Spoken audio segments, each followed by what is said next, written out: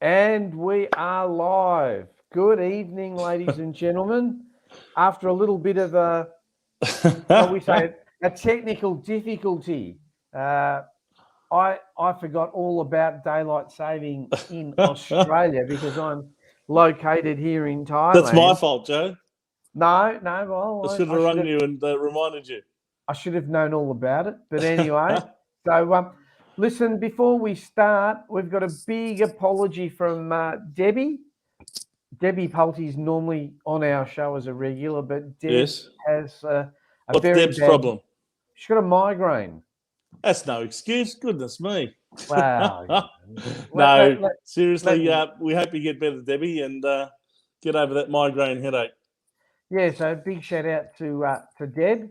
And I'm waiting on Mr. Do you realise that's 26 years in the making, that migraine headache? Is it? Yeah. Ever since we won a flag. Anyway.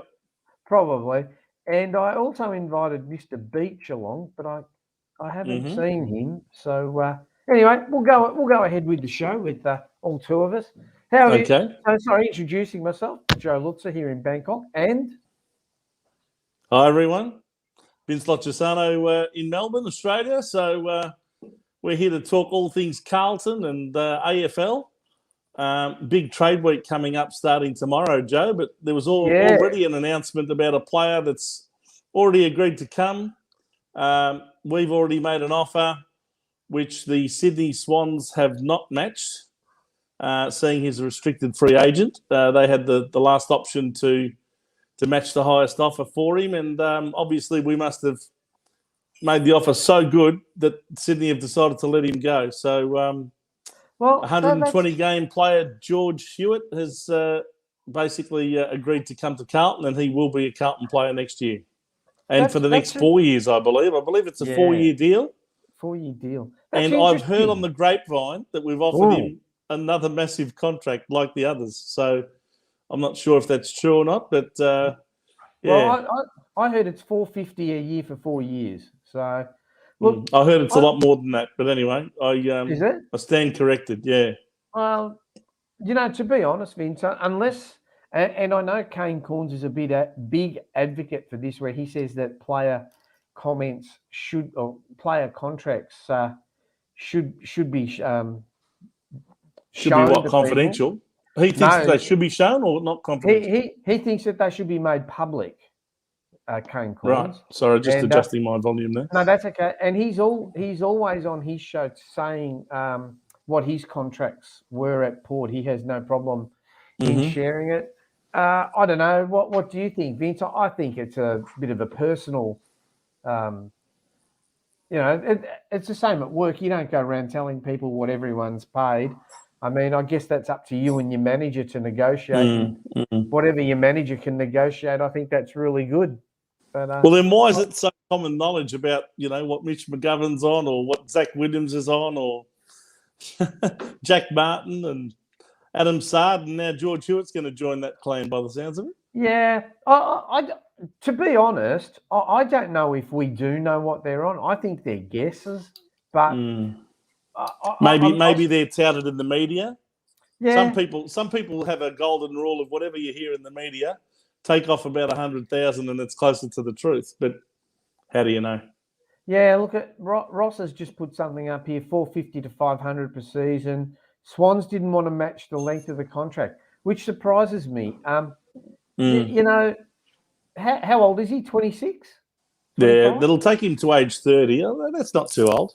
I guess that's not too bad. What always gets me about these clubs is that I'm led to believe that the average player payment is around about $375. Now that's because of rookies and first year players, and we all know it goes all the way up to $1 million, like in the case of Buddy Franklin and Zach Martin and players like that.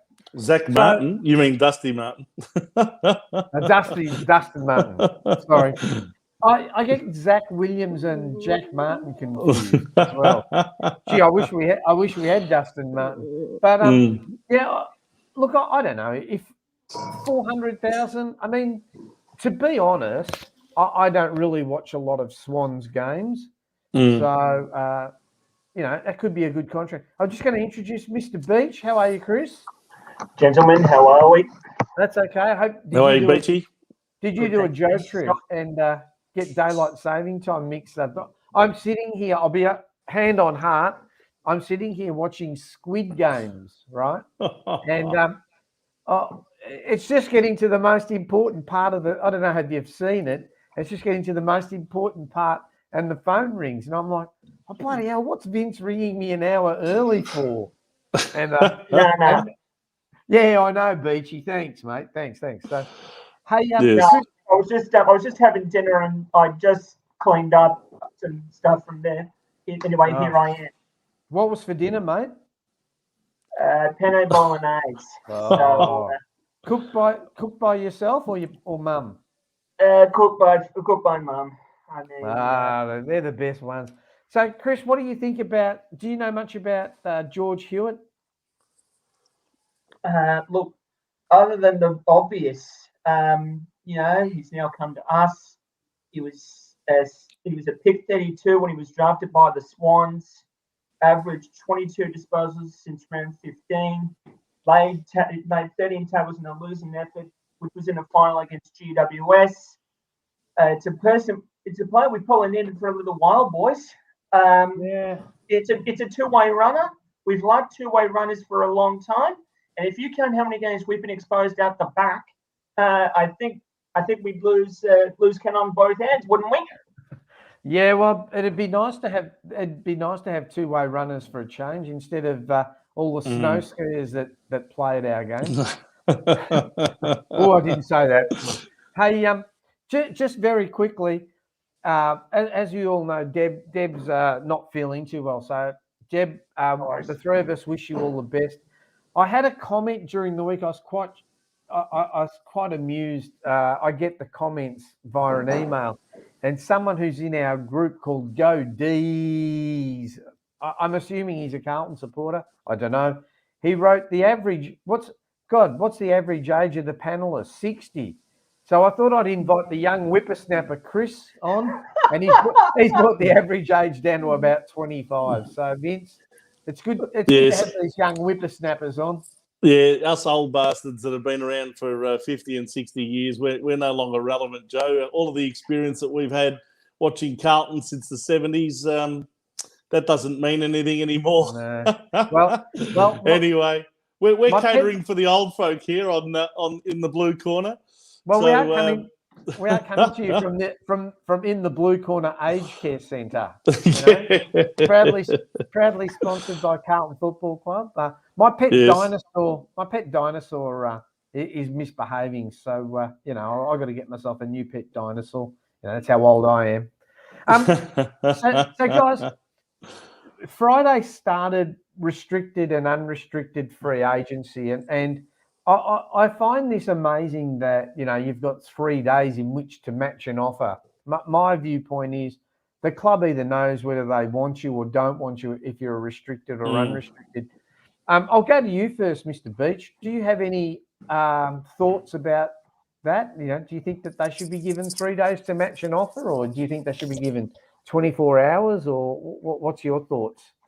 Well, I think they should be given up to 24 hours from the offer being put in and the paperwork lodged with the AFL. I mean, okay, you want to give them 3 days if it's someone like moving from interstate, but if you're moving from somewhere like one Victorian club to another Victorian club, or say Port Adelaide to Adelaide, then you should give them at least 24 hours to try and give them a chance to get a read of it and say, right, I'll match it, or otherwise, no, go. Yeah. Oh, thank you. What do you think, Vince? Oh, look, I don't have an issue with the way it is at the moment. I think most clubs are aware of the rules before they start. They know who their free agents are. They know whether they've, got the intention to keep them or not keep them. Generally speaking, the managers of these players come forward to the club that they're playing at the moment and say, look, here's the offer. This is what we've got from Carlton. Do you want to match it or not? Most clubs will know whether they're prepared to match an offer of that nature. I don't think it took Sydney that long to say no, funnily enough. Yeah, So, they mustn't value him as much as what we do. Then again, we've got this habit of offering over the odds for a lot of players in an attempt to entice them to come to us in the first place. But, look, the one thing you can say about George Hewitt is he's a tough player. He tackles a lot. He runs both ways. He's a great tagger, from what I can tell. And, if Eddie Curnow is going to be giving it away in the next year or two, he'll probably take over that role. And he's not too young. He's, round about the prime of his career, 26, thereabouts, 26, 27. So, I think it's a good pickup. I think it'll be a worthwhile pickup. Yeah. Look, as I was saying before, I don't really know a lot about him. I don't watch a lot of other games because of the timing. Sometimes they're on here, and I've got work commitments. I mean, I tend to watch the better clubs like Essendon and not Essendon, Richmond and Melbourne and Port. So, look, from all accounts, I think he's a good footballer. One thing that interests me is that he's not using the go home clause because he is an Adelaide boy. So it's quite surprising that he has chosen Carlton. I think Steve has written up the top here, destination club. I don't know, Vince. This is one of your pets. This is one of your pets. You think we're a destination club for money? What do you got to say to Steve? Your mate, Steve. Well, look, I think Steve's a bit tongue in cheek there. I think what he's referring to is the recent comments by the president that because we've recruited a good CEO and a good coach that all of a sudden we're going to become a destination club. Or not going to become one. He actually declared that we are. We are now a destination club. Not so sure about that. But I'm glad it got Beatty in a good mood. Chris, would you like to? Oh, go on. No, I was just going to say that I don't think recruiting a coach and a CEO makes you all of a sudden a destination club. But what will prove that one way or the other is whether we actually do attract players who want to come to the club, not just because they're being offered well over the odds for what they're really worth, but they come to us because they like what they hear, what they see, what they witness, and want to be part of it. And that's not been the case for a long time. Yeah. Mr. Beach, Vince made you belly laugh then. What was the joke? Would you care to share it? No, it's because, how many times have I heard that before? How many times have I heard that from various presidents over various years? I mean, you've had Mark Lejudice say it. You've had John Elliott. Now Luke Sayers. No, John Elliott. No. And John Elliott as well. I mean, John Elliott actually was correct at the time that he was the president. We were a destination club. Well, that's true. That's true. But Vince, you're leaving out a very important factor that happened this week. What's that? Aaron Hamill has come back as our defensive. Oh, yes. Mate, yes, a great defender, Aaron Hamill. He really played a hell of a lot of great games in defence, didn't he, Beachy? I don't understand. What's that? He used to kick a lot of goals as a defender. Yeah, he kicked a lot of fantastic goals. Pity he played out of position nearly every game. You found him in the forward line. But I read his bio. He's been a defensive coach at St Kilda for the last 10 years. I mean, I don't know if that's a good or bad thing. He was defensive coach at St Kilda under Ross Lyon. So I guess he must know something. But and obviously, Joe, in today's day and age, where you played your football doesn't necessarily determine what line that you're going to be coaching. You could have been a career forward like Aaron Hamill was, and all of a sudden be a defensive coach at more than one club. So I don't know how that works, but some of them, in fact, start as defensive coaches, then they become, forward line coaches, and then all of a sudden they're in the midfield and they're all over the place. John Barker, before he left us, was someone that was at all sorts of lines. Defence, forward, middle, he was all over it. But so I don't know. Obviously, in today's day and age, where you played your football doesn't necessarily determine where you do your coaching when you're an assistant. So does that mean that we're going to bring Brendan Favola back as our midfield coach? Shh, don't. You'll start giving the club an idea that maybe they can bring someone that'll actually work. I would love to see Brendan Favola back as a goal kicking coach. No. When you look at Brendan Favola's technique, it was absolutely superb, and he was one of the most accurate kicks you could ever find. So I don't see why they've never invited him back. But obviously there are powers that be at Carlton that know better than I.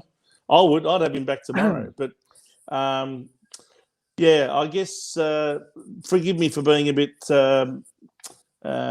what's the right word?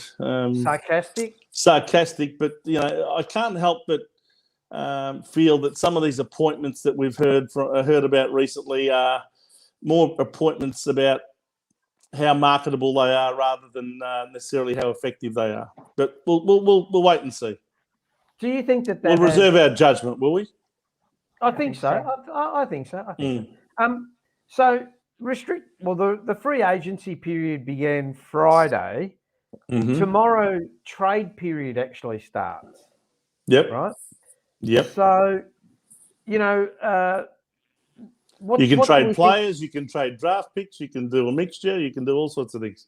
Well, yeah, I heard about this. I was listening to Trade Radio. Apparently, you can trade draft picks up until the night. They're doing the live draft picks, like they do in the NFL. And I mean, to be honest, that's how we got Liam Stocker as a trade pick on the night. And that was a masterstroke by Stephen Silvani. I think that getting Stocker was a really good option. And we're now starting to see that, after a couple of years where he had a few injuries, he's now had a really good season under his belt. I still believe they played him out of position, but again, they decided to put him in defence. Maybe that's to give him some defensive intent, get him to learn what it's like to defend another player. So I'd like to think that he will eventually be played in the middle, and I'm looking forward to seeing Liam Stocker's career blossom from now on. Yeah, we'll do a show probably after the trade period and after drafts about what we want to see, because there's a couple of exciting prospects, I think, up at the club, like Brodie Kim. Yep. I think seems exciting, but we'll do that another thing. Lana and Gina, good evening. They've both talked about Gina. They talked about Adam Chera. Now, do you think that that's going to be the only thing that we're going to like? The two that we've been hearing in the newspaper is Adam Chera has nominated Carlton. He's nominated us, yes. Yeah, doesn't necessarily mean he'll get there. And the other one is Sam Petreski-Seaton. So let's take Adam Chera first. So Beachy, what do you want him, and what do you think we need to give up for him? Well, I'll touch on what I think we might need to give up for him, because I think that's probably the more important subject in this Adam Chera discussion. I fear that we may have to give up our pick 6 to get him. Yep. Because he was a top 10 pick in his draft year when he was drafted by Fremantle. Now, I understand that he wants to come home as he is a Victorian. Yep. But, that's the thing. We have to be very careful of this. Is if we give up pick 6, are we going to give up something else, like a future pick that may have to tie in with this pick, so that way we get this trade over the line? Now, do I want him? Well, the question I'm going to ask is, who do we replace Murphy with? Is it with Adam Chera, or is it with someone else? No, it's a good question, and that's why I'm asking, because, I mean, I'm no draft expert, and, as you guys know, I live over here. I'm led to believe that Adam Chera finished 5th in the Fremantle Best and Fairest, which I guess. Yeah, and I guess that's to be expected. He is a relatively high draft pick. My issue is we did have a chance to get him, and we picked Paddy Dow before him, and it just shows the difference in development because I don't think Freo's a better team than us. You know, they haven't been higher. So, you know, maybe that shows the lack of, I don't know, player development. I think I would not give up more than pick 6. Like, if they want another draft pick, I think there'd be a swap of draft picks. So it might be Adam Chera and a future second round pick for a second round pick this year. I don't think that we should be seen as the soft target and be paying overs like we've done, as Vince has been alluding to in the last how many months I've been speaking to Vince, that, you know, we pay players over the odds. We tend to this won't be any exception, Joe. This will not be any exception, because Adam Chera is not going to come cheap. He's got a pretty high price on his head, and apparently we're prepared to pay it in terms of what his annual salary is going to be. I'm hearing it, at least in the 600s, maybe even in the 700s. Now, for what is he going to be? A 50-year player coming up? Fourth. You know, who would probably be regarded as Fremantle's third or fourth best midfielder? What do you think, Beachy? I don't see him as being any better than third or fourth best midfielder at Fremantle. Do you? I'm of the opinion that he is definitely behind Matt Fyfe. Yeah, he's definitely. And Andrew Brayshaw. Yep. And there's David Mundy. We've probably seen Swiatkowski run through the middle as well. Look, you can probably throw a few other players there, but yeah, he's definitely behind Nathan Fyfe. That's the main one. So the point I'm making is it's a fairly high salary to be paying a player of that sort of ranking and that sort of ability, but you know, we've never been shy. We've never been shy to pay players based on their potential. Whether that potential ends up being realised or not is another thing. I don't think there's any doubt that we're going to have to give up pick 6. I would be staggered if we didn't have to give up pick 6 to get him. That's a definite. That's a definite. I can't see Fremantle letting him go without getting that pick 6. So the question is, who is pick 6 going to be in this draft? I see it this way. He is clearly developed as a player since being drafted. I think he was draft pick number 4 or 5, wasn't he, Beachy? 5. Number 5. Yeah, 5. Dow was number 3. Dow was 3. So to be swapping pick 6 for him is a fair trade based on the fact that he has actually lived up to, I guess, expectation in his first 4 years. And it's a bit like buying a car. It's a bit like buying, instead of, you know, when you go to the draft, you're getting a brand new vehicle that's never been tried and tested.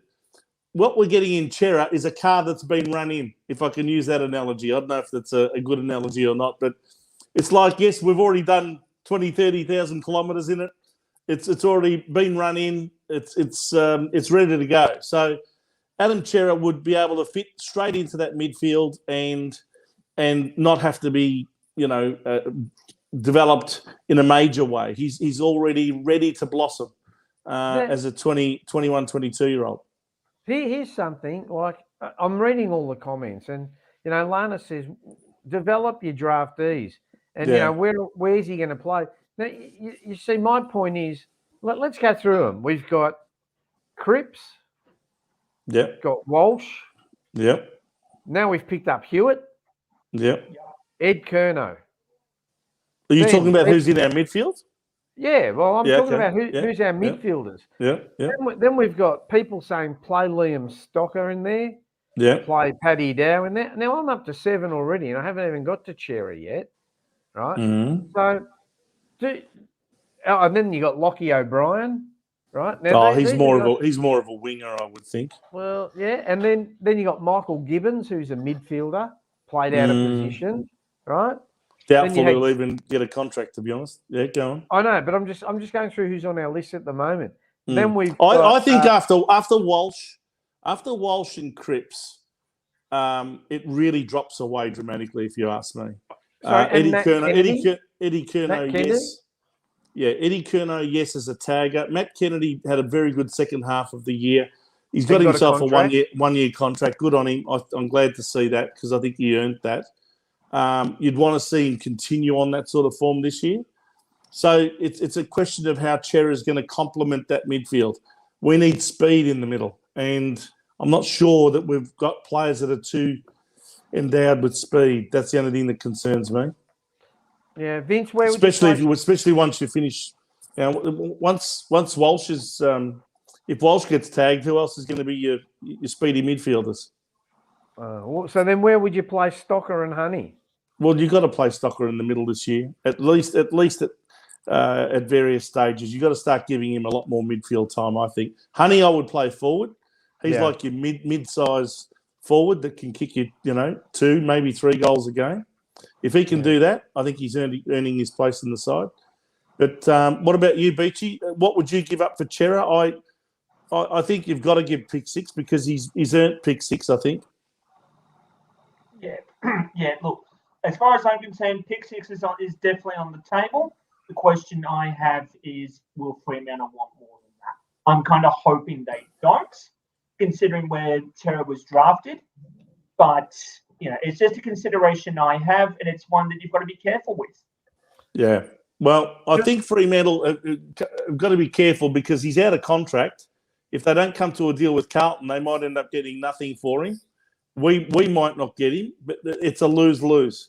I think if it's going to be a win-win where both sides feel like they've got a fair deal, it's going to be a swap Cerra for pick 6 and leave it at that. I can't see any more than that. Yeah. Okay, so we've done Cerra to death. I think people and supporters and the three of us are saying, get him. My biggest question mark is he worth $600,000 to $700,000 a year? I would have said no. I don't see him being worth any more than 500 personally. But it all depends on, whether the gamble pays off and whether he actually develops into a player that's really worth 600 or 700. But to me, I don't like paying in advance for someone that only sort of promises to be a good player but won't necessarily get there. Anyway, maybe that's what you've got to do to get somebody.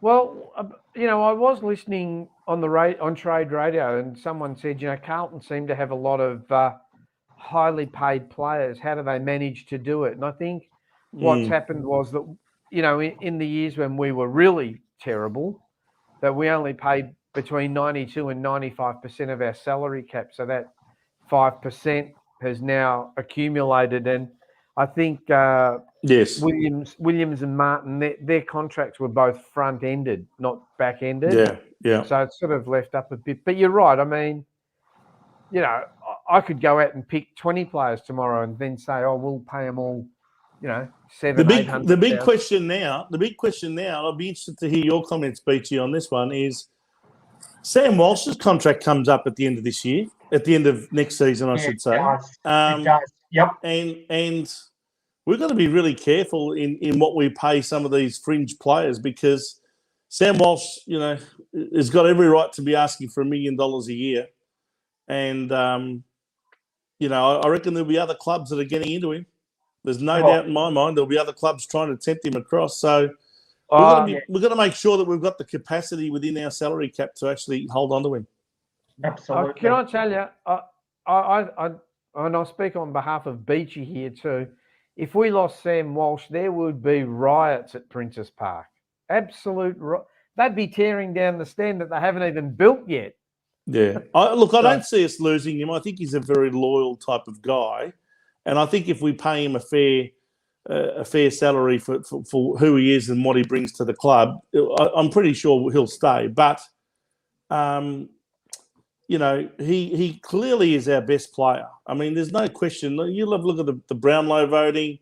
I said before the Brownlow, I said, you watch him poll in games where we lose. And it was amazing how many games he polled in. And sometimes 3 votes in a losing side. It happened more than once. Yeah, I know. We only won 8 games for the year, and yet he polled 30 votes. And a lot of that was because he was the outstanding player on the ground for both sides. And even if it wasn't a losing side for us. So he's clearly our best player, should be paid accordingly. But the problem is when you set the bar too high for your fringe players, well, Sam Walsh is probably entitled to say I'm worth 1.5 based on what you pay McGovern and what you pay Jack Martin and what you pay Zach Williams. And now you want to bring on Chera, who's at 600 or 700 grand a year. And now you want to bring on, George Hewitt. And I've heard it's in excess of 500, but I'm hearing 450 to 500, but I've heard a lot more than that.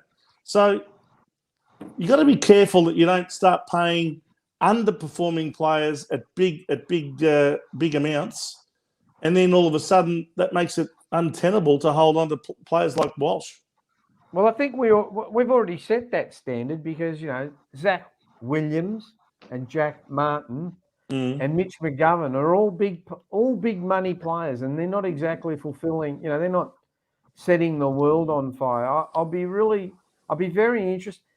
Does anyone know, other than Casbolt, who's been delisted, and Murphy and Eddie Betts who have retired, have we had any other delistings? I mean, they're normally done by now. No, we haven't had any official delistings of anybody yet. But of course, Michael Voss has only been appointed, a bit more than a week ago. Well, but we signed someone while we didn't have a coach. I know that. I understand that, which is puzzling in itself. But you would think that before anyone gets delisted, I know that they've been signing up players before Michael Voss got here, but they haven't delisted any players since doing this coaching panel and this coaching, process. search. Get it search. Right. Coaching process. The process. That's right. Process. So I'm gonna make a mini series called The Process. I think you'll find that most clubs end up delisting anywhere between 8 and 12 players a year. And I think that will eventually happen. We will eventually declare certain players as no longer required. It'll just be once Michael Voss talks to everyone, assesses everyone, and of course he's yet to have his assistant coaching team appointed as well. So you'd like to think that some of these assistant coaches are going to be coming in the next 7 days or so. Yeah, I don't think we're in a hurry to announce any delistings, because after this free agency period, I guess that's when people will start making choice, so that then they can nominate for the draft. Well, what you'll find is that a lot of clubs who have got their eyes set on delisting certain players will try to trade them. They'll actually try to throw some names up as they're trading with other clubs. So that's what we will try to do, to see if there's any interest. Now, there may be absolutely zero interest in some of the players that we're going to delist. So eventually, once the trading period is over, that's when you'll start seeing some announcements about, 3 and 4 at a time, players that are being delisted or players that are being let go. So I would think that probably by the middle of October, we're going to find a few names announced as delistings. Yeah. We've done Adam Chera to death. Chris Beach, SPS. What do you think? What do you hear? What do you know? Sam Petrescu-Seaton, he was the number 6 draft pick in the 2016 national draft. Thank you. Yes. Now, it's interesting that he has decided to nominate West Coast as the club that he wants to go. I'm not sure if West Coast will want to take him, considering the kind of midfield that they are running themselves, led by Nick Natanui in the ruck, Tim Kelly, Luke Shuey, who usually spends a bit of time up forward as well. Yeah, and et cetera, et cetera. Elliot Yeo, yes. Now, that's the thing, because I'm now also hearing reports, maybe within the last couple of weeks, that Michael Voss had a bit of a chat to him, and that there's probably been consideration by SPS to stick around. Now, you make what you make of that, but again, that's the reports that I was hearing earlier in the week.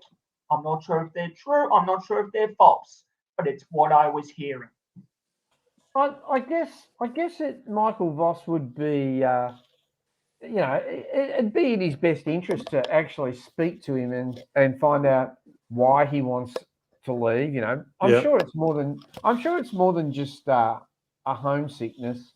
He might be he might just be annoyed that he's not getting a game where he wants to be, or, you know, Silvani came out and said that he was didn't prepare himself well. So I guess, you know, it's in his interest to do that. Would I be upset if we lost him? Not really, because I mean the guy's got really good talent, but he just, I don't know, to me he just doesn't seem to show. He loves to do these dinky little 30-meter kicks, which I don't have a problem with. The problem I have with him is he does these little short kicks wide and then just walks around with his hands on his hip. And if, you know, I think I said this to Vince last week, if you watch the Melbourne players and even the Dogs, they kick it, run, kick, run, kick, run. We seem to kick and then go, done my job, I just walk around with my hands on my hip. So I see Ross and Angela Fiore saying, SPS for Daryl Brander, take it and run. Yeah, I guess. I don't know. Do we need it? Do we need Brander? I don't know a lot about him again, but do you know much about Brander from West Coast, Beachy? And would you do a swap if it was a straight swap like that? Well, first of all, it's Jared Brander. I don't know where Ross has got Darren from, but anyway, sorry. I digress. Do I know much about Brander? No. I mean, look, he's at I think he was picked 12 or 13. It may have been in the draft that he got picked up in, from memory. He was picked 13, actually. There you go. Picked 13, and he's another Victorian boy as well. Drafted out of Bendigo by way of Mildura, so you know it's an interesting pick. Bendigo's a traditional Carlton recruiting ground from the 60s and 70s and 80s. Lots of fantastic Bendigo boys came to Carlton, like Jeff Southby and of course Greg Williams, all from around the Bendigo area. Plenty of others too. Exactly right. I mean, other than that, there's not much. There's not much I can probably give you, except that he's also a forward/key forward at West Coast. If I read, sorry, I'm just going to digress. I'm just going to go to his Wikipedia page. It says he was draft pick number 13 in the 2017 national draft. He's 22 years of age, 195 centimetres, big boy, Yep. 92 kilos, position mid forward, has played 22 games for West Coast and kicked 5 goals. Yeah, So, hardly what you'd call a regular player. And depending on the language that you use, 195 centimetres equals up to 6'5". Yeah, so he'd be about the same size as Cripper. Cripper's about 6'4", 6'5", isn't he? Just about. Yeah. 6'4". Just about. Oh, well, I mean... But Dinks, we're a destination club. I'll tell you what. Apparently, look, Dustin Martin's ringing up Leo Sayers today. I want to come. I want to join the Baggers. No, Joe, I don't think so. But look, I think the problem with Sam Petrisky-Seaton is he's probably given up a lot of hope on being successful at Carlton, and he probably just feels like he needs a change of environment, a change of teammates, a change of change of scenery, and to go, of course, back home, because he is a Western Australian boy. So it's hardly surprising to hear that he wants to go back home. This year didn't really work out for him. In a year where you would have hoped he'd take the next step up, if anything, he took the next step down and was even dropped a few times from the team. So I think Michael Voss will assess whether he thinks he can make a difference to him and actually rejuvenate his enthusiasm for being at the club. If he doesn't feel that he can do that, he'll probably trade him and give him his way.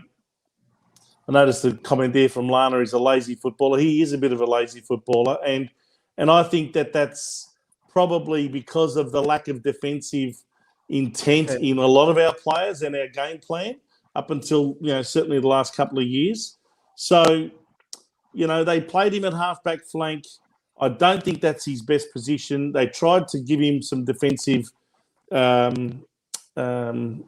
defensive sides to his game, or teach him the defensive side of the game by playing him back there. But I think they've done that for too long. You've got to allow players like him to show their natural flair. Ultimately, yes, it's a bit like Stocker. They've played him in defence. Now it's time to give him a lot more midfield time. I don't think Petrevski-Seton's been properly developed as a player since he got here. So I think part of it's our fault as a club. And also, if he is a lazy footballer, we should have identified that, worked with him, disciplined him, etc., to get the right sort of habits into his game. So it's probably fault on both sides. So it hasn't been a very good marriage up until now. Whether he ends up being converted by Michael Voss, time will tell. But if we do have to trade him, I don't think he's going to have the same currency that he did when we first picked him up at pick 6. You certainly won't be getting a pick 6 for him now. You'd be lucky to get a pick 36, which is basically at the end of the second round. I reckon, whoever picks him up probably won't give you a pick any higher than, around 30 to 40. That's how I see it. If that's the case, I'd rather a player, someone that we know. Well, you might swap him for a player, but Petrocelli? Well, this is what we're saying. Whether it's Petrocelli, I don't know if Petrocelli wants to leave, but if Jared Brander is... Destination club, you're forgetting if Jared Brander wants to come home, well, then maybe that's a good option. Swap Petrevski-Seton for a tall key position player because they don't grow on trees. Yeah. Hey, we've spoken about the trade. I mean, I don't think... Is there anyone else? I mean, every year I hear it, we're linked to every player that wants to leave, like last year, everyone was linked to Carlton.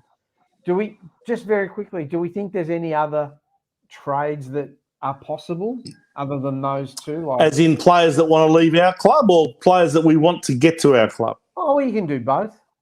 What do you think, Beachy? Do you see any players that are available or out there that are saying they want to leave their clubs coming to Carlton? Let's just focus on that for a second. Okay. Opposition players.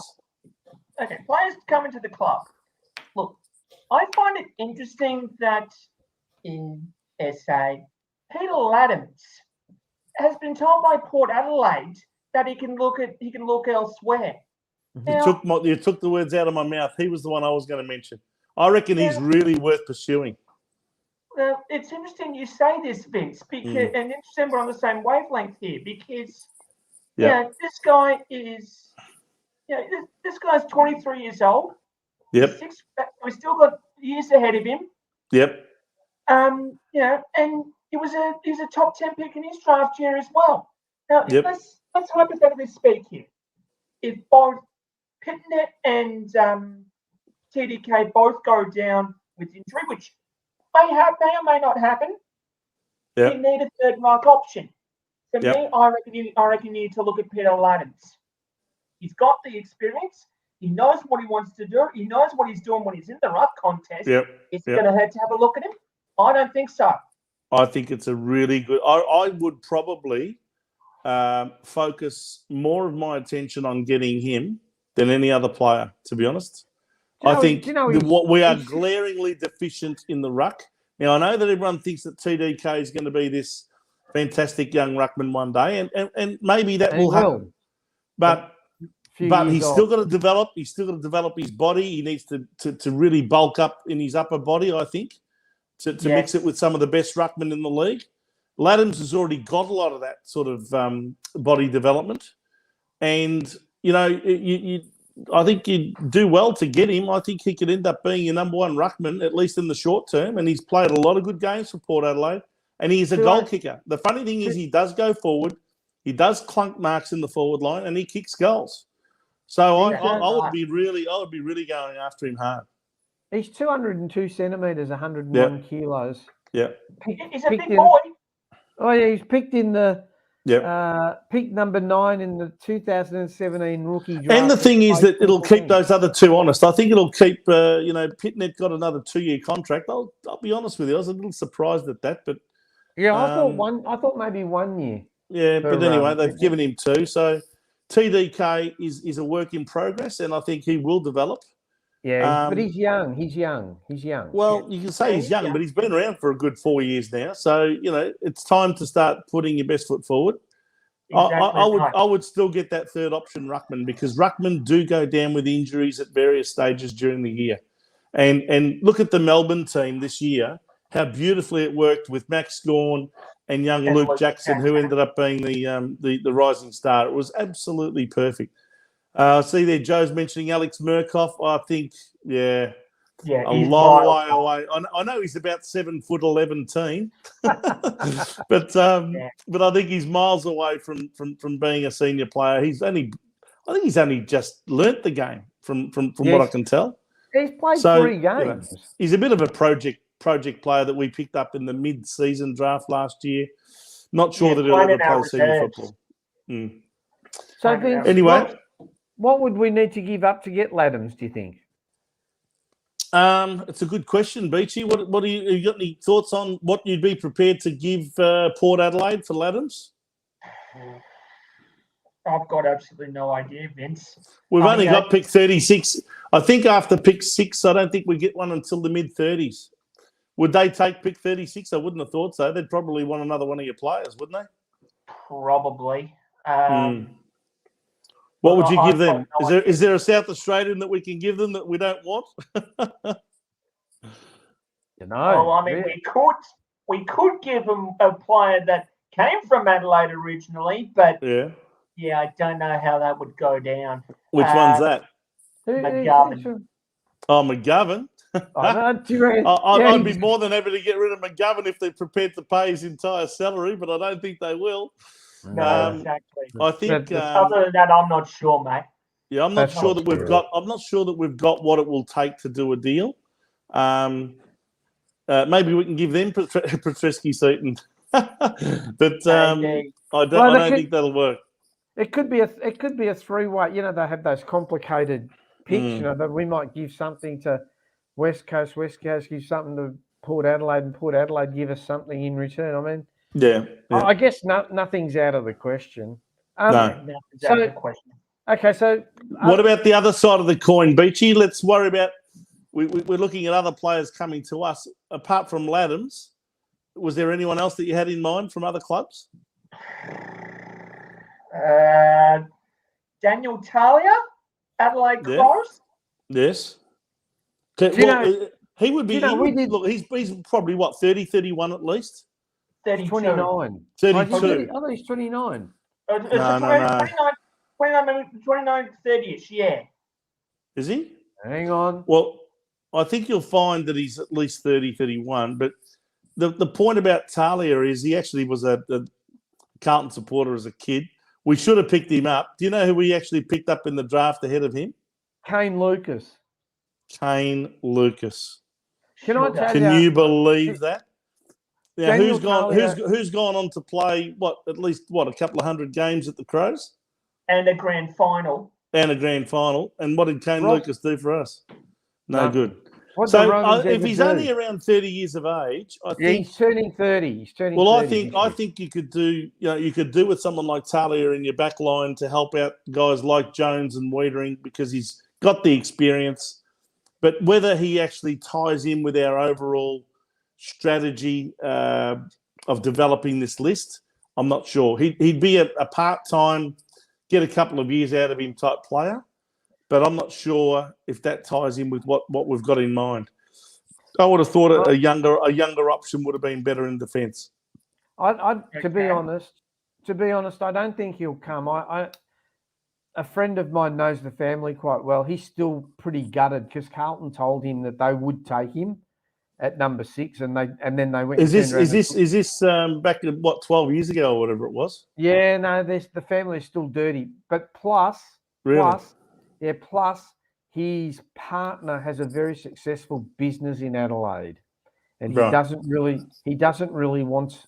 He said, well, she's sacrificed for me. Now's the time for me to probably sacrifice for her. So I think you'll. So does that mean he's going to retire? Is it? No, I think you'll find that he'll play Samful, from what I've been told.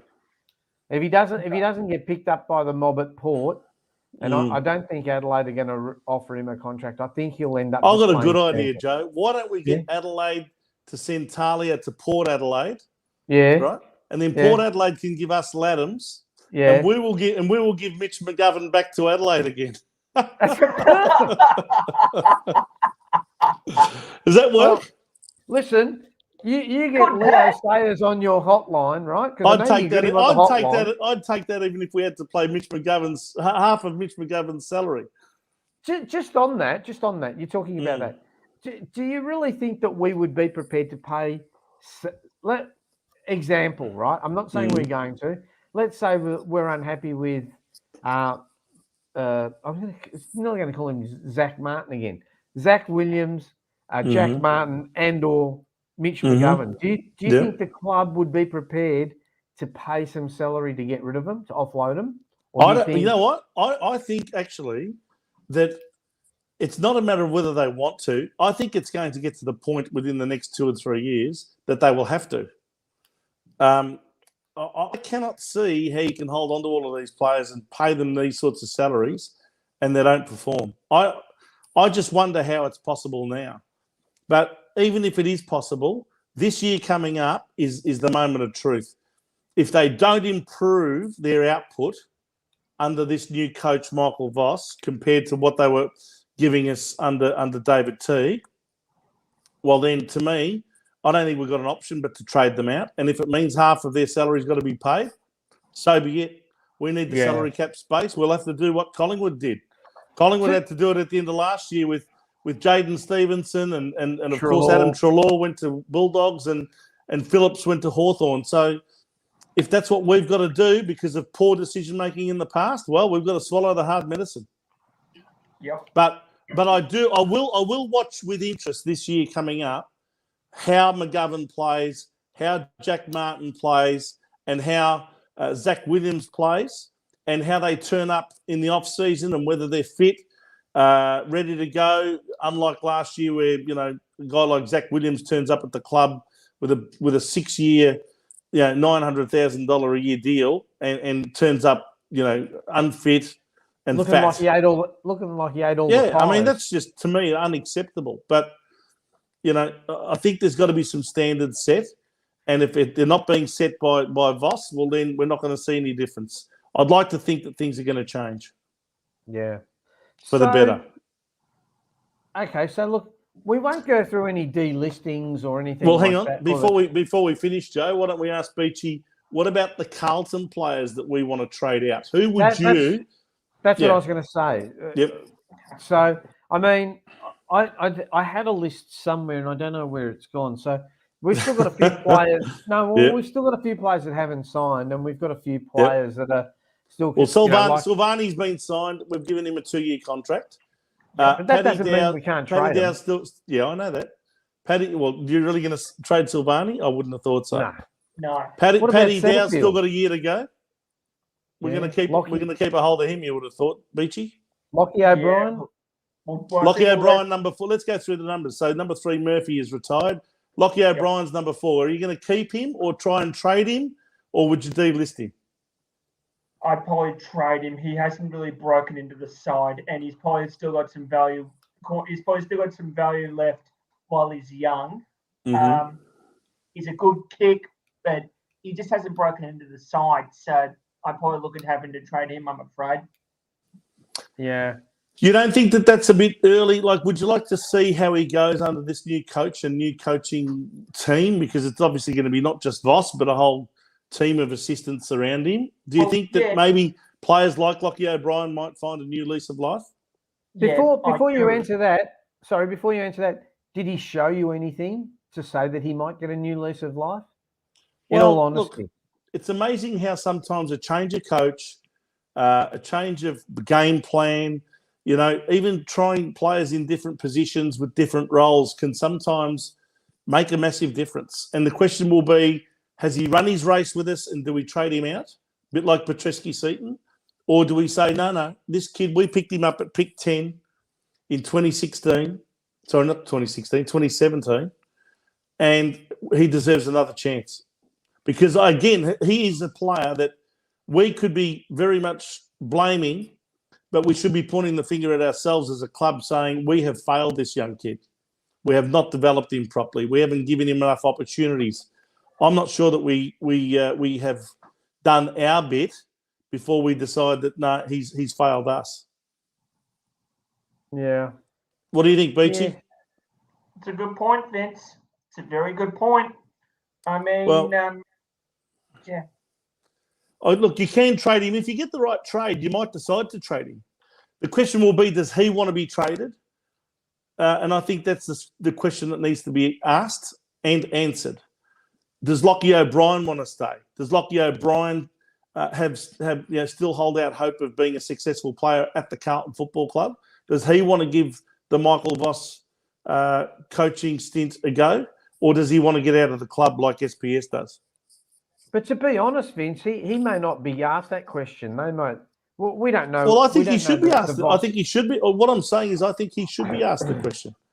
He should be asked. I agree. Does he want to stay? I agree, but I'm sure that doesn't happen to a lot of players. I'm sure they just get told. That doesn't make it right. That doesn't make it right. I never said it's right. Okay, so Petreski-Seaton's number 5. We've already discussed him to death. Zach Williams is in the second year of his 6-year contract, so he's going to stay. No one's going to pick him up at $900,000. Yep. Kennedy's been given a year, so that's good. Yeah. What about young Dougherty? How did you rate his year? And I think he's got another year to go on his contract, hasn't he? I want to see what he does with this year. Okay, Yeah, Cripps has now been given 6 years at an average of $1 million a year. I'd trade that. Like, he's a bit of a dud. Who? Crap sort of. What's his name? Patrick Crap. Come on, Joe. Be respectful. And then he's our there's co-captain. And then there's that McKay bloke. Oh, he can't even kick, so we'll get rid of him. You know I am joking. Yes. I'll let him let's just Harry Mackay's got himself a new contract throughout the course of this year, so he's obviously been secured. That's good. What about Mitch McGovern? He's at least got another year or 2 years. I'm not sure. He's got at least one, maybe two. I think his contract expires at the end of 23, gentlemen. Yeah, it does. 23. So I think that the proverbial firecracker's got to be put up that guy's backside. And we really need to demand more from him. He needs to start showing us that he's prepared to do what it takes to be a successful footballer. I just don't see that he's done that in the years that he's been at Carlton. What else can you do other than drop him to the VFL? I mean, he's never been dropped, Joe. He's never been dropped. He's played the VFL. Yes, he has. Yeah, he's played VFL because he's come back from injury. Yeah, coming back from injury. But he's been dropped. But he's just coming back from injury. He's played VFL, but he's never been dropped from a senior side to then the following week play reserves. Yeah, but someone on that sort of contract, you'd want them walking straight back into the seniors. You don't want them, of course. You don't want them kicking around the dew with people where they're going to get injured. Well, Joe, I do wonder sometimes whether the club hesitates to drop a player like that, even if he deserves to be dropped, because it's embarrassing to the club to drop a player that they themselves have paid over the odds for on a long-term deal. And it's almost like, oh, geez, if we drop him, it's going to reflect poorly on us and our recruiting. Yeah. So hey, look, I sometimes wonder whether there's any selection integrity that exists at the club. I hope that side of things changes next year. I hope so. I'm not on the screen, but let's move on. So number 12, Tom De Conning, we're keeping. Tom De Conning, how long's he got in his contract? At least another year, maybe 2? Probably. Yeah. Liam Stocker, he's staying. Liam Jones, he's at least 30. I think he's turning 31 before the start of next season. He's 31 in February. He can't have too many years left in him, I would have thought, Beachy. He's close to pulling the pin, I think, gentlemen. But look, he's a stalwart. He's a stalwart for our defence, so he should be sticking around for at least a little while longer. Yes, and of course. We've got to start thinking about who we get in as a fullback to cover him once he decides to retire or once we retire him. Yep. Yeah, then Sam Dougherty's got an unfortunate health issue with which basically meant he had to pull out of the side at the later parts of the year. Let's just hope that he gets better. Jack Carroll's number 16. I don't know. Well, he hasn't played a game. Beachy, what do you know about Jack Carroll? He's played in the reserves. I've been to some of the VFL games when I can or when we were allowed to. He shows promise. He's got a good kick of the footy. He's putting pressure on, but it's his first year. He needs time. Time. 17. Well, of course, these young draftees get an automatic 2 years. So if he hasn't had a senior game this year, he'd want to be playing senior football at some stage next year, wouldn't he? Absolutely. Yeah. And then you got Brody Kemp. Well, he's Brody finally, after I think 3 years, has gotten into the side for the last couple of matches. Didn't he play against Port Adelaide in his first match? Yeah, and I think he showed something. GWS. Yeah, he showed something. He's shown something. Yeah, he's gone. Well, we've given him a new contract, haven't we? Yeah. Yes. How many years was that? 2 years. 2 more years. Okay. Yeah. Yeah. Then we've got Sam Walsh. Well, we should sign him up. Well, we're not going to trade him. Yeah, 19 is Eddie Betts. He's retired. Yeah. What about Lockie Plowman? Are you happy to keep Lockie? Plowman. A player of much conjecture and debate, Lockie Plowman. A lot of people can't stand how he laughs and giggles with opposition players when we're getting thrashed and all that sort of thing. They don't think it's a good look, but some people think it's all a bit over the top. Why? Well, I think he gets a bit of a bum steer because there's no defensive pressure. I'm not saying he's a great player, right? But I mean, he seems to do okay one-on-one battles. He is slow. I'll give him that. He's terribly slow, and he's not the best user of the football. But I don't know. When there's no defensive pressure, it's easy to look bad. Would you keep Lockie Plowman, Beachy, or would you try and trade him if anyone wants him? That is. Is there anyone knocking down the door to replace him? Destination Club, the Blues. Destination Club. Sorry, I don't think so. But see, the issue is whether Marchbank, who's been out of the side for the best part of 2 years, whether he comes back and puts pressure on Plowman's spot. Mate, I'm really doubtful that he'll come back. I'm really doubtful. Well, yeah, I'm really doubtful. Well, it'll be interesting to see whether the club keeps him on the list or whether they lost patience with him now, Vince. 2 years. Yes, I know that. I mean, Okay, let's go from Plowman to Jack Martin. Would you keep him or try and trade him, even if you've got to pay for part of his salary? I'll pay for all his bloody salary. I think he's another Sam Petrevski-Seaton. He is lazy. Have a look at him. He gets the ball and he looks like he's going to faint. His hands on the hips and he's. All right, Joe. but that's what he's like. I mean, I'll quote Don Bradman: if you can't be a cricketer, at least look like one, right? If you're not a great footballer, at least look like you're a good footballer. I think he's got some pretty silky skills myself. It's just that we don't see them that often. We don't see them that often. What about you, Beachy? What do you think of Jack Martin? Would you keep him or trade him? No, I'm going to keep him for now. What do you want to see from him then if you're going to keep him? Because surely you need to see some improvement. Absolutely, you need to see improvement. I mean, it's one thing to get the ball, right, and keep it in your possession for X amount of seconds. It's another to actually use it properly and hit a target as well as kicking the goals. Yeah. And then we've got Jacob Wiedering. I think we'll keep Jacob. He's done that's a future definitely. Yes. Nick Newman Newman got himself a new contract, didn't he? Yeah, 2 years. And that's another 2. Yeah, so then we're going to have him. Now, this bloke, the next guy is someone who raises big conjecture, Zach Fisher. Now, during the week, Kane Corns listed him as the number 2 player he thinks is going to explode next year. Of course, Zach Butters, a Port Adelaide player, was number 1. But there's a surprise. There's a surprise. But Zach Fisher, now... He must like Zach's. Zach Butters, Zach Fisher. I don't know. What about Zach Williams? Yeah, the jury's out for Zach. I don't know if he's played in the wrong place. I don't know if he just gets. Where's his best position, Beachy? What do you think? Well, with Eddie Betts now retired, do you stick him in the forward pocket? Or do you put Corey Durden and Matthew Owies in the forward pockets as small forwards? In which case, then this may push Zach Fisher to the half forward line potentially. See, I think we don't utilise Zach Fisher's pace. He's got pace. What about on the wing? Well, if you're not going to keep Lockie O'Brien, why not put him on that left wing as a left footer? Well, there's a thought. Is he big enough? Well, if he's pacey enough, more to the point.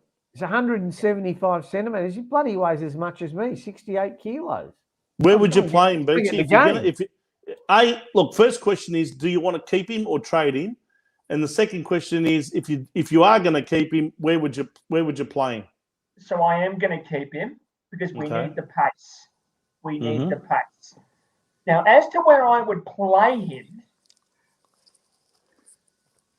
it's hard to figure out because you could say probably go into the pocket, rotate into the pocket, or rotate him on the wing. It's just a matter of who's going to join him in those positions. Then again, do you rotate him through the middle? I was just going to ask that. What about the midfield? We've got everybody in the midfield. You got Walsh, Cripps. Yeah, Curnow. but they can take turns in the midfield, Joe. They're constantly doing rotations through that midfield all game, the entire game that they're coming in and out of there. How many players are they resting in the forward line on rotation when they're not spending time in the middle? Yeah, good point. Yeah. Anyway, there's one. I wouldn't be surprised if he says. The question again is, even if you say trade him, who's going to want him? And what are they prepared to give up for him? That's the other thing. I think a WA club might want him. I'd say someone like a West Coast would want him because he's young Western Australian. and he's quick. He's also very, very close mates with Patrick Cripps. So if Paddy Cripps didn't go back home to WA, you wouldn't have thought that Zach Fisher would be keen to go back either. Yeah, anyway, we're a football club. They're joined at the hips. They call them Fish and Cripps. Yeah, but we're not the YMCA where you stay with your buddies. It's a I understand that, but I'm just saying that some things like that, you'd be surprised, actually do influence the player's decision as to whether they want to go home or not. But anyway. Then you got number 26, Luke Parks. Well, he's a rookie. I thought he showed a bit early in the year. Would you keep Luke Parks on the list or would you delist him? Well, he's a rookie, Vince. So would you keep him on as a rookie? Not sure about Luke Parks. I do wonder whether he will end up being one that they end up saying, no, we don't think he's going to work out. Yeah, I think he probably does deserve more time, but he did get a few games this year and eventually got dropped and fell out of favour and lost all form even in the VFL. So I just wonder whether he might have had his chance and he's already done his dash. Yeah. Time will tell whether the club decides to keep him or not. Yeah. 27's Pitnet. We've done Pitnet. So move on. 28, David Cunningham. Now, this guy, for me, shows so much potential. Yep. But he's always injured. Got injured in the first couple of minutes of the Carlton Melbourne game. Yep. And of course, went down with an ACL and he's out for 12 months. So he probably won't be back until, I don't know, April or May next year, which will be, well and truly after the start of the season. And he'll probably be a bit underdone too, because when you come off a knee injury like that, your first season back tends to be a bit, a bit iffy. They might rookie list him, right? They could rookie list him. Well, I think he's worth keeping. I don't see anyone else grabbing him. So I think you just got to let the kid get over this injury and hopefully he can come back bigger and better. But you do wonder if he gets another knee injury like that, it might be curtains for him. Yeah. Yeah. Next one is who I don't even know, Corey Durden. Yeah, Corey Durden. He also debuted like Brodie Kemp did in the Port Adelaide game where we conceded 19 goals in a row. Oh, But he so, kicked. yeah. He kicked. He got off to a Oh, flying that's start right. in that Yeah, game. that's right. He kicked the goal, I think, in the first quarter. So he played the following week again, which was the last game against GWS, That's where where he was. his goal was. I think he was a bit quieter than that game. But what do you think of Corey Durden's first couple of games, Beachy? Would you keep him? Yeah, absolutely. He's only 19 years old, so Yeah. I was very impressed with Durden. And he's got two years. Number 30, Charlie Curnow. Someone before said trade Curnow to Rich. Oh, here it is. No, that's rubbish. Trade Curnow. There's been some stupid rumours going around this week about Charlie Curnow going back to Richmond. Someone was trying to start some trouble. That was going back to Richmond. Absolute rubbish. Charlie Curnow's not going anywhere. I actually think he will be the recruit of the year for us because now he's come back with 3 or 4 games to go. He's had a bit of a taste of it again, which was good. I think it was good that they actually played him for those last 3 or 4 games this year. We need to see him operating at full speed, full power. His body's developed. It's got to be a big year for Charlie next year, and centre half forward is where he belongs. Yeah. 31. Agree. Yeah, agree. 31 is Tom Williamson. I like Tom. This is an interesting one. Are you going to trade Tom Williamson if you can get someone to take him? Or are you going to delist him, or are you going to keep him? I guess, sorry to interrupt, I guess everyone's nearly tradable if you get the right deal, except for probably Sam Walsh, Jacob Wiedering. There's probably a handful of players that you wouldn't trade. The thing that you've raised, Vince, is what would you get for him, right? Well, you're not going to get anything better than a second or third rounder, are you? Well, Mars bar and a packet of chips, well, you may as well keep him or delist him. I think we've put a lot of years into Tom Williamson. We've been patient because he's been injured a lot. Yeah, he had times this year, surprised us by kicking 2. I think he kicked 2. Did he kick 3 goals in one game, Beachy? Or am I dreaming? No, I think he might have kicked 3 goals in one game at some stage, but yeah, two goals because his stats say he only kicked 2 goals for 2021. Okay, well, again, I'd say that he's one of these guys that you got to say, okay, you're going to get a year under Voss, but you really need to show us what you're made of this year. Yeah. 32. Don't start me on this bloke. Joey's favourite player. Joe's favourite player. Jack Nunes. Nunes. I would trade him for a half-eaten Mars bar, let alone a full one, right? And the can of Coke could even be flat. Sorry, the guy. Oh, come on, Joe! He won a game off his own boot against Fremantle a couple of years ago. He's played 172 games, right? Yes. And he runs around like he's played 172 minutes of football. Oh, that's a bit harsh. Okay. Other than that kick for goal, what has he done? He's played on the wing. Oh, great. Sorry. Let's get an unbiased viewpoint from someone who follows players a bit more closely than you and I, Joe. Beachy, what do you think of Jack Nunes, and would you keep him? Again, who is forcing Nunes out? Who is going to be the one? Joe. It looks like Joe's the one forcing him out. No, I mean, as a player, though. As a player, who is in line to force? We don't have any wingers. That's one of our big deficiencies, and that's what we have to play on the wing. Yes, well, he is a winger, okay, and he's been played on the wing most of his career at Carlton. He's been on the wing. Well, he must be on a bloody different wing to what I watch because he's useless. Okay, now tell us what you really think, Joe. Okay, I think we should give him a 5-year contract at 6. No, I don't think so. So the question is, assuming he's not tradable, because no one else will want him, do you keep him on the list or do you delist him? I want to see what he does under Voss for this year only. Okay. This year only. So we've got this whole, you've got your last chance, 1 year only under the new coach. Show us what you got. There's a few players in that bracket, aren't there? I was going to say, we've got a lot in the, you've got this as your last chance. Yeah. I'll put the next two together because they both haven't played a game. Yes. Sam Ramsey and Sam Philp. Well, they have played games, a handful of games each, but it was in the previous year. Sam They Phillips didn't play. They played didn't 2 play games, any games in 2021. Which, well, Philby to Durden 2020. Ramsey's been in the VFL for the last couple of years. yeah, Hasn't Ramsey played a game or two? 2 years Nah. ago, not this year. Yeah, 2 years ago. So I think he what played. does that I think Ramsey debuted Yeah. in 2020. Yeah, he played 2 games in 2020, Yeah. Beachy. I've got the stats in front of me. Right. So the point is, do you persist with these guys, or are they going to be on your delisted list? I think they're going to both. I think Ramsey will probably be delisted, and I think Philp. I don't know. There's He might suffer the same fate. There's a word for those two, list cloggers. Well, they haven't really been given a full opportunity, but sometimes you don't get more than your 2 years when you're a draftee, and if you've been injured for a lot of it, it's bad luck. Yeah. 35 is Eddie Curnow. He's been given a 1-year contract. You'd have to think, move on.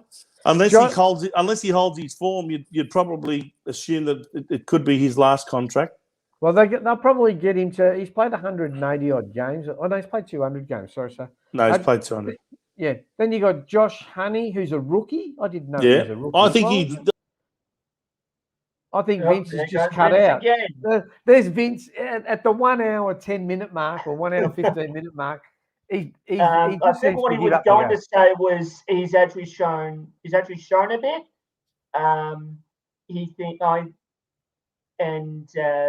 He needs to stay on the list a little bit more to continue his development because he played the whole quite a handful of games. Was quite prominent.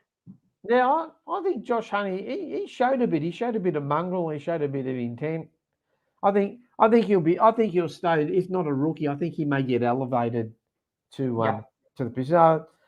Vince, I don't know what happened there. It happens every show. At some point, I get cut off. Yeah. Anyway, That's what you saying. So I think you were to give Honey a rap, weren't you? Yeah, I was about to give Honey a rap. I think all year he was knocking on the door to be given an opportunity. Finally, with a few games to go, he was given an opportunity, and I think he performed quite well. Given that he's playing as a medium, I don't know about a gun, but he's a medium-sized forward that could develop into a really handy mid-sized forward, a bit like Brad Pearce used to be back in the 90s. That type of forward. Yeah. 37 Jordan Boyd. Don't know. He was the other one of the 2 mid-season draftees. Yeah, and then got injured in the first game. Yeah, unlikely to play. Yep. I don't know. Oscar McDonald, I thought he showed a bit in the first game and then did his back. He did. So I'm not sure whether they'll give him another year, but I'd keep him on. I thought he actually played pretty well when he played. Even in those practice matches that we played leading up to round 1, he played a couple of really good ones, kicking goals in the forward line. So it says here he played 3 games this year. I thought he only played 2, but anyway. Next, Michael Gibbons. Now, he's one that I think could be shown the door. I'm not sure that he's going to get another contract. I'm not sure. I can't see anyone else taking him as a trade. But, again, he would probably say, well, why don't you give me a go under the new coach just like you're giving so many others? But whether he's given another opportunity or not, I don't know. But I think he could be in trouble. What do you think, Beachy? Yeah, I'm with you, Vince. He's probably going to make a case that he wants to see what he can do under Voss. But, yeah, look, you could say he's probably one that needs to be played in the middle more. But then again, he's also played a number of minutes in the forward line. This is probably something you can probably debate on for a little while, I reckon, guys. He played well in previous seasons, but I think Michael Gibbons this year, before he got injured, in most games he just wasn't getting into it, wasn't getting much of the ball, wasn't kicking goals. He just sort of floundered, really. I don't know how he can justify being given another year, but anyway, time will tell. Casbolt has been delisted. Yeah. He's been looked at by a couple of other clubs, apparently. He wants to keep playing. Yeah. both in Queensland is Levi. Brisbane or Gold Coast. So good luck to Levi if he gets another gig. I don't think Brisbane can afford him. They're saying they can't afford him. That's my thinking. I reckon it's more likely to be Gold Coast that get him, but we'll see. Yep. Sard, well, he's on a multiple-year deal. Yep. Yeah. Now this next one, I'm interested in your opinion in Beachy. Will Setterfield, former number 4, I think he was, number 3 or 4 draft pick for GWS. This is one that's probably going to cause a bit of a debate everywhere for a number of years. Mm-hmm. Yeah, he had a great finish to 2020. You could say he was pretty much in form for that period. But since then, what's he shown? I don't think he's shown anything. Yeah. It's a little bit like Gibbons. If you wanted to stay, he'd be pleading for another opportunity under new coach. But to me, he just did not show me anything this year that said he's worthy of another contract. I just think it's all gone pear-shaped. He's another lazy footballer. Where do you play him? I think we also played him on the right wing as well. When News fell out of favour, we played Setterfield in the right wing. Yeah, we tried to play him as a winger, and then he tried to run into the middle. Yeah, not sure what's his best position. I mean, if you had him in your team, where are you going to play him? What's his best position, this guy? That's the thing. I don't know. Again, we've got. What sort of a player is he? How would you describe him? I mean, where's his strengths? What are his strengths? Where do you play him based on those strengths? Left back in the locker room. Steady on, Joe. Come on, Joe. I know we like to go for the harsh calls, but even then, that's we need to be a little bit more. We need to be more middle line, I reckon. But anyway, we'll leave that alone. Well, he's a big body. He's not as big as someone like a Cripps or a Honey.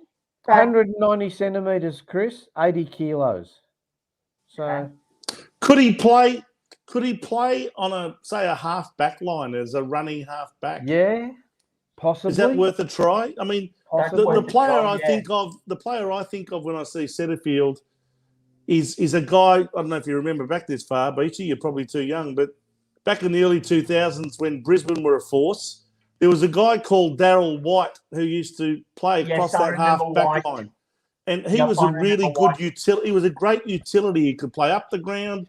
You could throw him forward to take a mark and kick a goal. He could play on the wing. He even pinch hit in the ruck sometimes. I just wonder whether Setterfield can find some sort of role like that within the team. I just wonder. But anyway, he may not even be given another chance. I'm not sure. Yeah. What about Owies? Matthew Owies is number 44.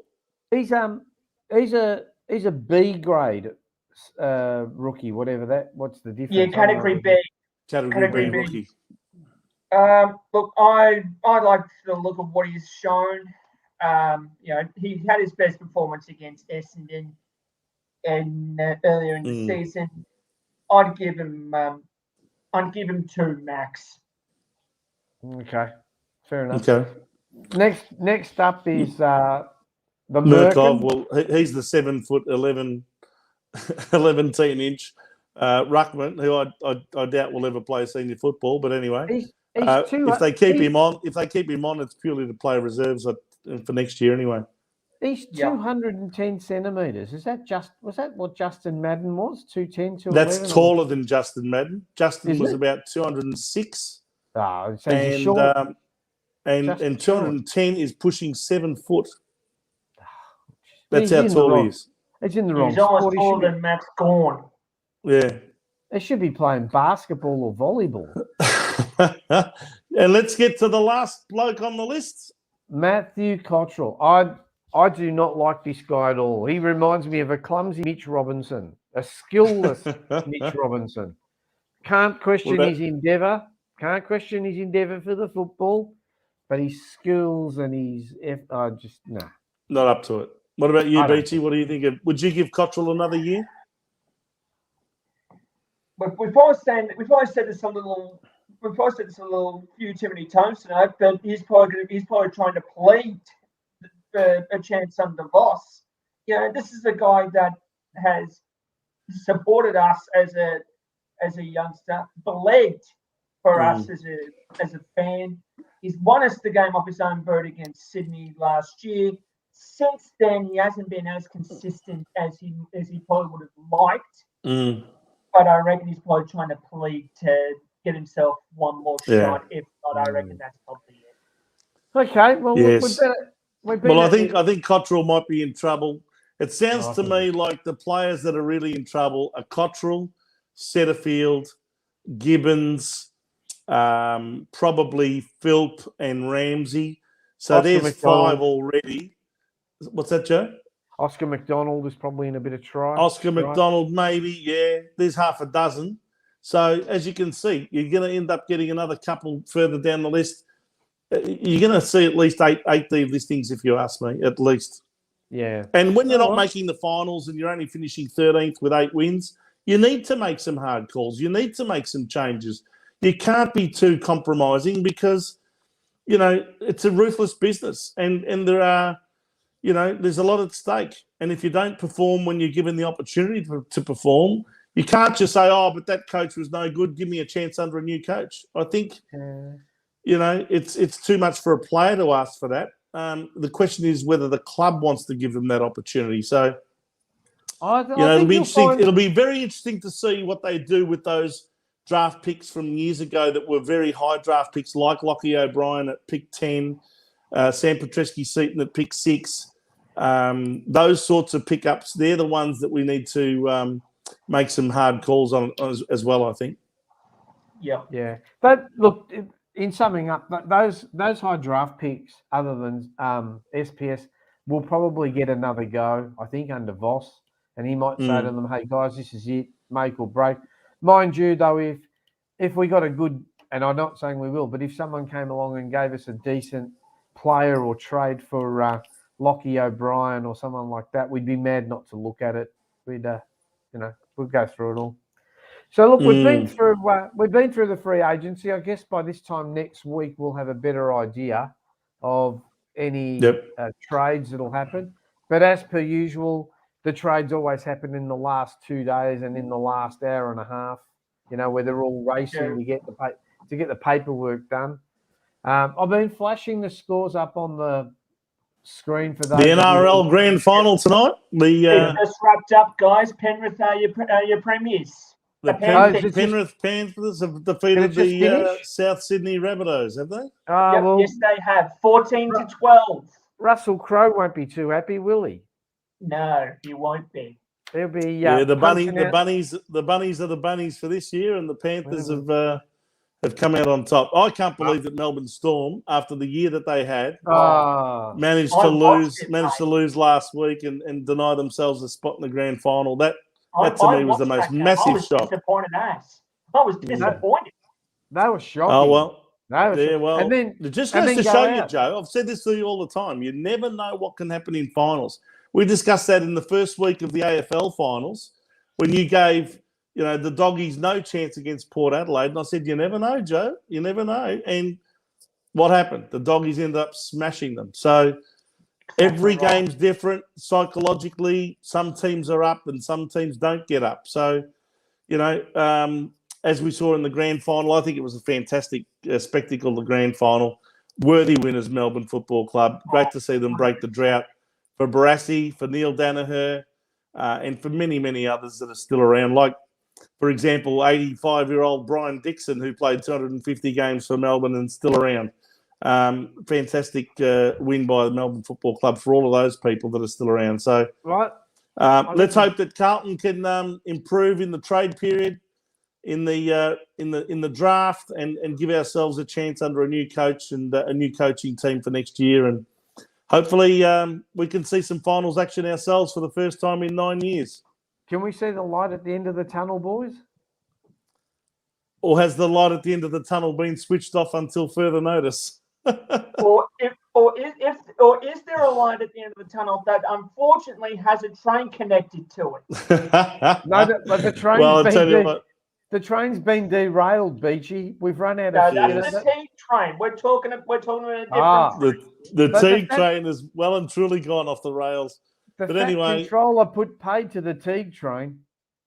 Beachy, thanks so much for joining us tonight and Yeah, giving thanks. us your insights. Yeah, As appreciate usual, it. very intelligent guy that you are. Really had added some value to our show tonight, because if it wasn't for you, Joe and I would have struggled.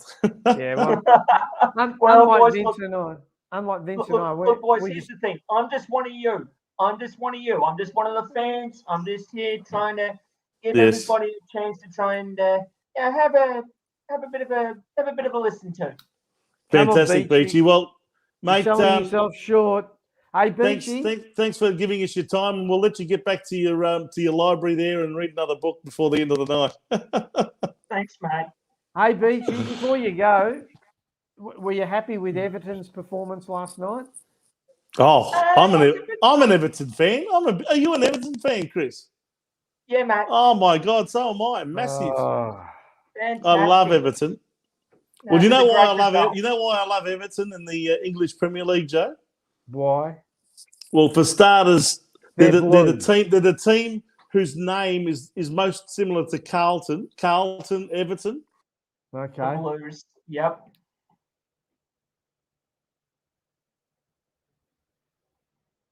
Can't Vince, hear your you, mic- Vince. Your mic. All Vince, that me- can't hear. Oh, yeah. Oh, sorry, can you hear me? Yeah. Yeah. we Oh, can hear sorry, you now. someone just tried to ring me. Oh, how Um, dare they? Yeah, exactly. Off with No, their I was heads. just going to say that Everton are known as the Blues, which is, of course, the Carlton. But so Well, are Chelsea. Carlton are known as the Blues. So are Um, Chelsea. so are Chelsea, and so was Birmingham, and so was about 6 clubs.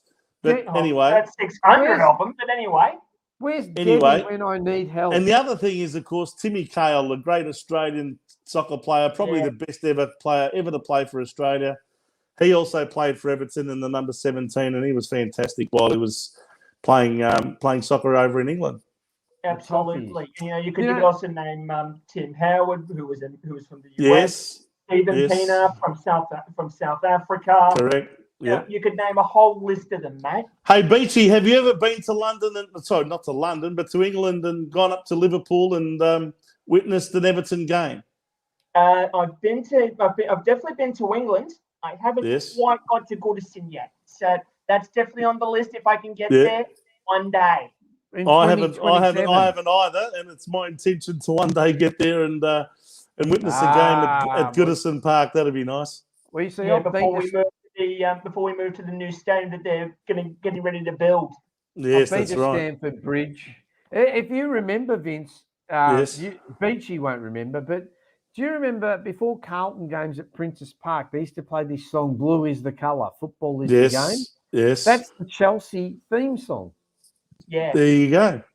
So there, that's, Well, Chelsea is also known as the Blues. You're quite correct. yeah, yeah. But I guess Yeah. I just fell in love with Everton, and Timmy Cahill played there, and I thought Yeah, that'll I do had a me. soft I'll spot. play. Got a I'll be an soft Everton spot. supporter. Good it's stuff. great. Anyway, we're not here to talk soccer. We're here to talk No, footy. but Exactly. I just wanted to give Beachy his moment in the sun. I mean, I thought they did quite well against Everton. So Well, we that's might all- need you back. We against, might need you back next Sunday, Sunday night, Beachy, to review the sort of trades that we already have done in the first week, and of course, Well, Beachy, Oh, he's maybe you definitely can in. give us a 5-minute Premier League summary every week. You know, you could be the Fred. He could be the Fred Villiers of the Blues of Blue Sunday. I think Beachy might be a bit young to remember Fred Villiers. Fred Villiers, God, you're showing your age, Joe. You are really showing your age.